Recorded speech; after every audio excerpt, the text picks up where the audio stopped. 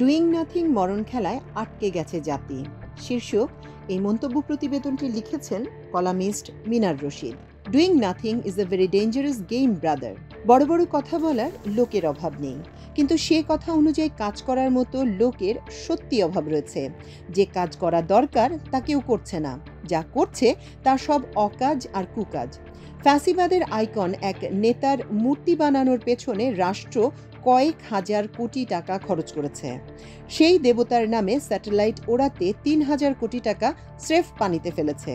অথচ এই দেশে কয়েক কোটি বনিয়াদম এখনো অভুক্ত পেটে ঘুমোতে যায়। যে রাতটি আপনি পেরিয়ে এসেছেন সেই মাধবী রাতেও তা ঘটেছে। এই বনি আদমগুলো শুধু বড় বড় কথাই শোনে, ছোট ছোট প্রয়োজনীয় কাজগুলো আর করতে দেখে না। এই ডুইং নাথিং গেমটি একজন ব্যক্তিকে যেমন চরম বিপদে ফেলতে পারে, তেমনি একটি রাষ্ট্রকেও।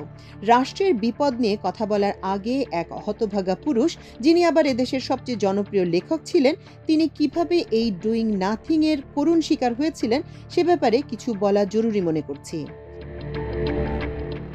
স্বনামধন্য সাংবাদিক কনক সারোয়ার ভাইয়ের সঙ্গে নিউ ইয়র্ক প্রবাসী লেখক ও প্রকাশক বিশ্বজিৎ সাহা একটি পিলে চমকানো তথ্য দিয়েছেন বা নতুন করে আলোচনায় টেনেছেন।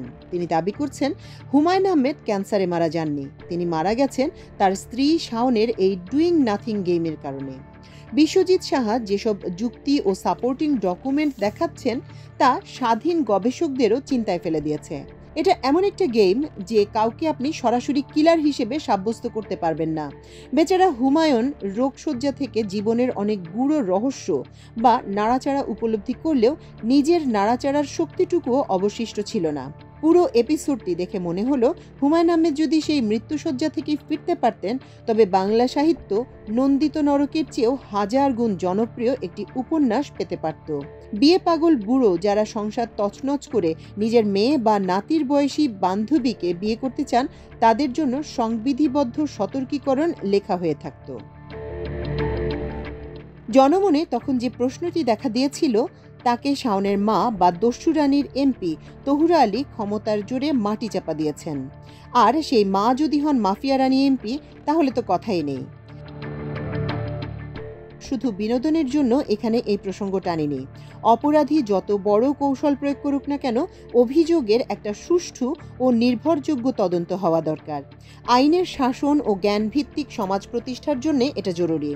হুমায়ুন আহমেদের সফল সার্জারির পর নেহায়েত বডিলি ইনজুরির মাধ্যমে এই মৃত্যু নেহায়েত গাফিলতি।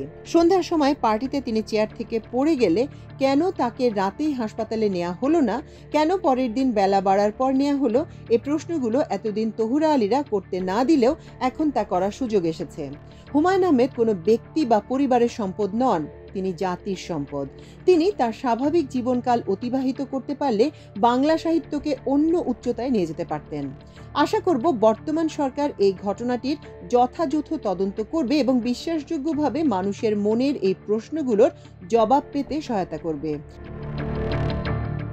যে পাগল ভক্তকুল হুমায়ুন আহমেদের নাটকের এক চরিত্রের ফাঁসির বিরুদ্ধে মিছিল করেছিল, সেই ভক্তকুলের কেউ তার মৃত্যু রহস্য উদ্ঘাটনের দাবি নিয়ে তেমন কিছুই করেননি।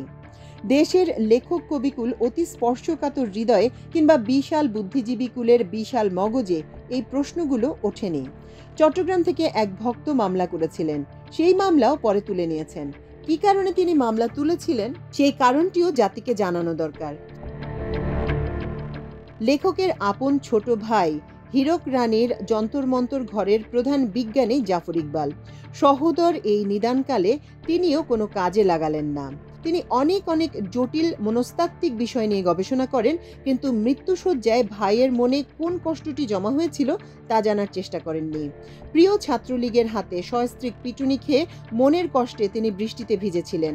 ভাইয়ের এই অপমৃত্যু নিয়ে মনের কষ্টে তিনি একদিনও বৃষ্টিতে ভেজেননি, বরং তার সমর্থন শাওন আর তহুরা আলীর দিকে গেছে।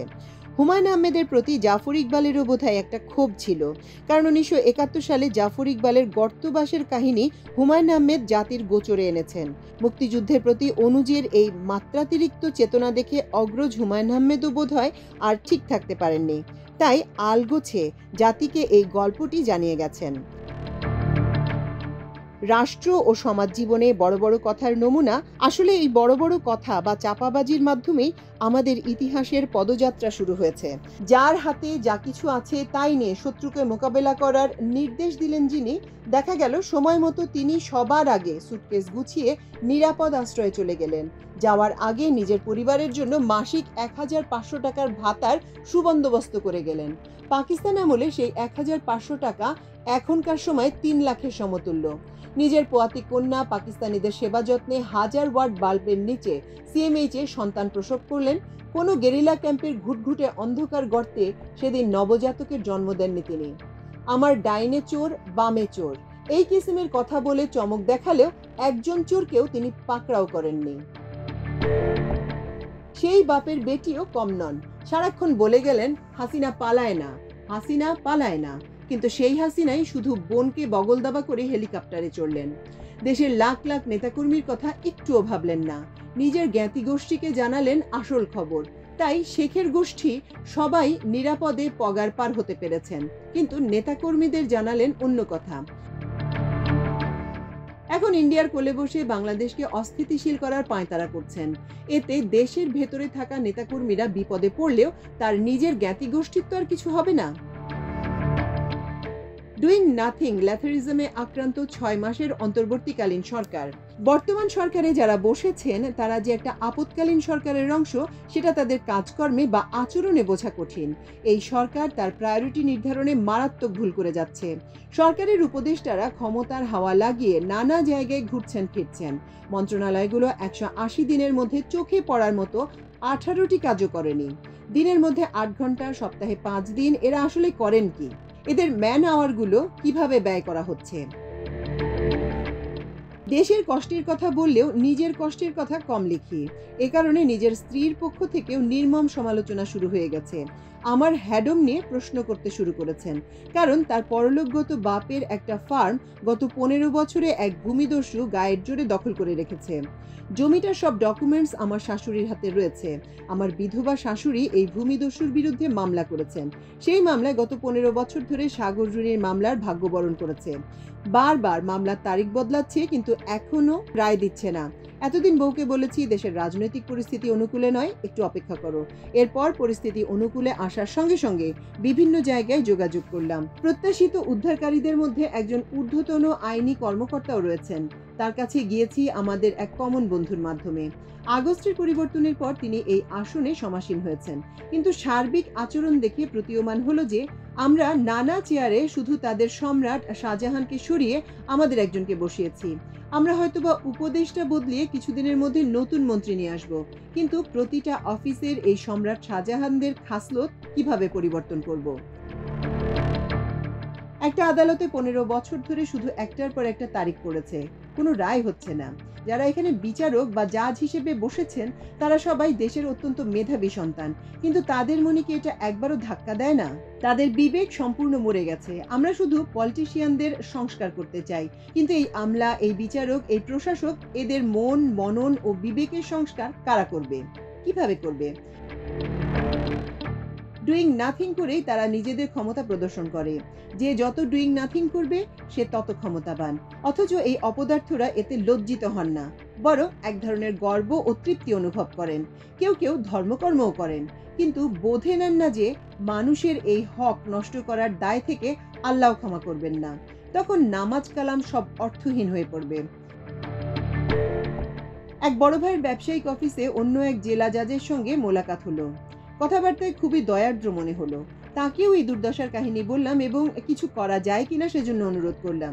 সেই জজ সাহেব প্রতিদিন সকালে সুন্দর সুন্দর বাণী সহ শুভ সকাল জানালেও আসল ব্যাপারে একটা কথাও বললেন না। কাজে আমাদের সমস্যা কি শুধুই রাজনৈতিক?